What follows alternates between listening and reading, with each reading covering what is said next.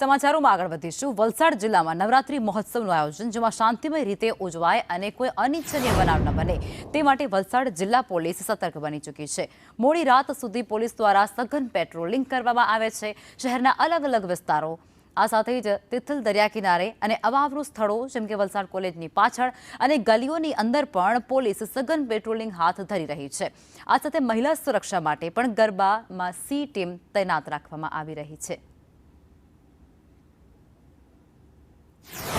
દરેક ગરબા સ્થળ પર પોલીસનું સતત પેટ્રોલિંગ રહેશે અને પોલીસના જવાનો ટીઆરબી અને જીઆરડીના જવાનો હોમગાર્ડના જવાનોને તૈનાત કરવામાં આવે છે। જે સતત જે ગરબાના જે રૂટ ઉપર છે ત્યાં તમામ જગ્યાએ ટ્રાફિક પોલીસનું બંદોબસ્ત રહેશે। આ ઉપરાંત સી ટીમની જે મહિલાઓ છે એ ગરબાના સ્થળે યુનિફોર્મમાં રહેશે તેમજ અમુક મહિલાઓ છે એ સિવિલમાં રહેશે જેથી કરીને કોઈ પણ મહિલા અથવા સ્ત્રીની છેડતી કરનાર ઇસમોને અટકાવી શકાય અને એમને આઈડેન્ટિફાઈ કરી શકાય એની સખત કાર્યવાહી કરવામાં આવશે।